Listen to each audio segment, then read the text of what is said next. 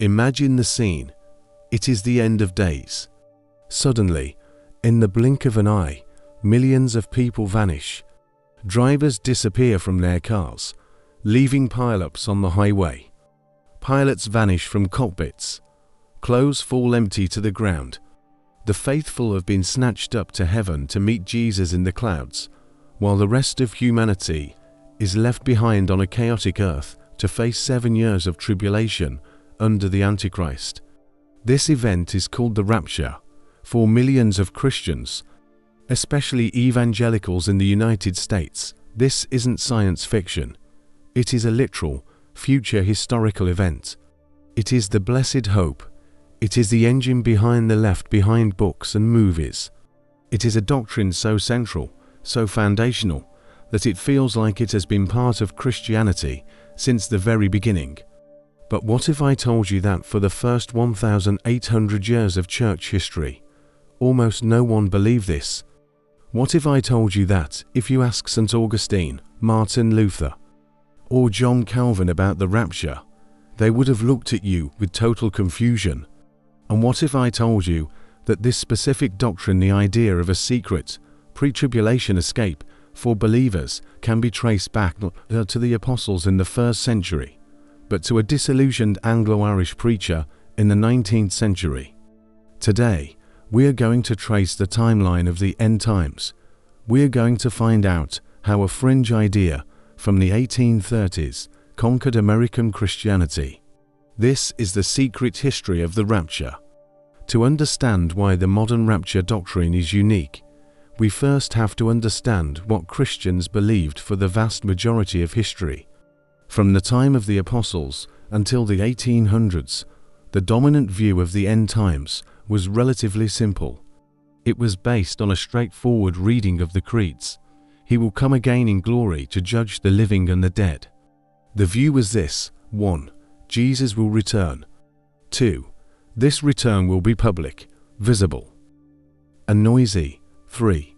At this one single moment, the dead will be resurrected.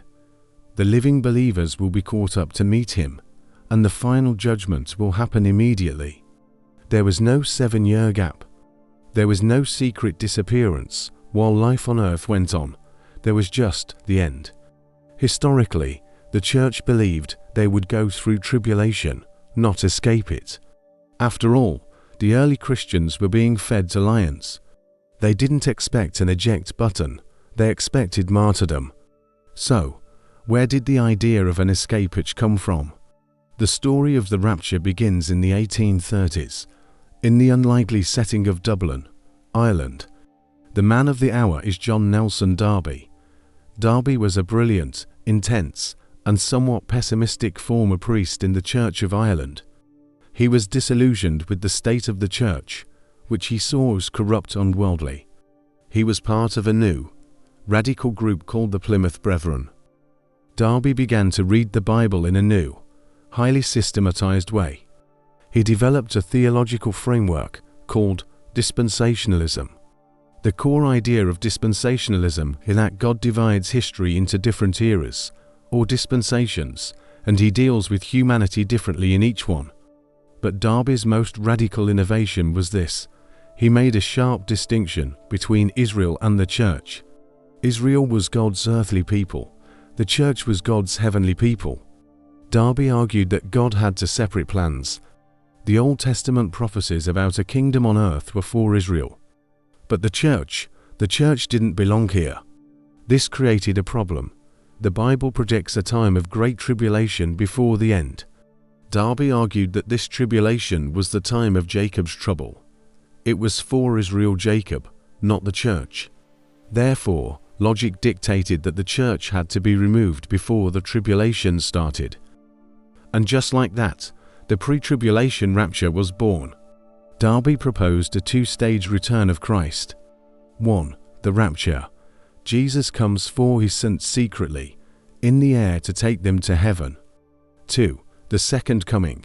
7 years later, Jesus comes with his saints publicly, to earth to set up the kingdom. This was a theological earthquake. It took verses that had been read for centuries, as one event split them into two different events, separated by 7 years. Darby's idea might have stayed a niche British doctrine if he hadn't been a tireless traveller. He made 6 trips to the United States and Canada between 1859 and 1874. He found the perfect audience in America. The US was filled with revivalism, anxiety about the Civil War, and a hunger for prophecy. But the man who truly sold the rapture to America wasn't Darby. It was a lawyer-turned-preacher named C.R. Scofield. In 1909, Scofield published something revolutionary: the Scofield Reference Bible. This wasn't just a Bible. It was the first study Bible with extensive footnotes printed on the same page as the text. And what did those footnotes teach? Darby's dispensationalism. Scofield's notes explained exactly when the rapture would happen, where the gap was in Daniel's prophecy, and why the church would escape the tribulation. For millions of American Christians, reading the Bible meant reading Scofield's notes. After a generation, the notes and the text began to merge in people's minds. To question the rapture was to question the Bible itself, because it said so right there at the bottom of the page. The Scofield Bible became the textbook for the new Bible institutes, like Moody Bible Institute, and the emerging fundamentalist movement. The rapture became a litmus test for orthodoxy. If you didn't believe Jesus could come back at any moment, you were a liberal heretic. The final phase of the rapture's conquest happened in the 1970s. The world was a mess. The Cold War, the threat of nuclear annihilation, the rebirth of Israel in 1948, the Cultural Revolution of the 60s, people were terrified. Into this anxiety stepped Hal Lindsey, a former tugboat captain turned evangelist. In 1970, he published the late, Great Planet Earth. This book was a juggernaut. It became the best-selling non-fiction book of the entire 1970s. Lindsey took Darby's theology and Scofield's notes and applied them to the evening news, the Gog and Magog invasion. That's the Soviet Union, the locusts in Revelation. Those are Cobra helicopters, the return of Jews to Israel. That's the super sign that the countdown has begun. Lindsey told a generation of Americans, don't make long-term plans. The rapture is coming in the 1980s. This turned the rapture from a theology into a cultural mood. Then came the 1990s and the Left Behind series by Tim LaHaye and Jerry B. Jenkins. These novels sold 80 million copies. They turned the theological abstract into a Tom Clancy-style thriller. They visualized the pile of clothes, the crashing planes, the panic. For the average American, Left Behind isn't fiction. It is the official movie trailer for the future. The 19th century invention of John Nelson Darby had become the dominant eschatology of the world's superpower. So, is the rapture in the Bible?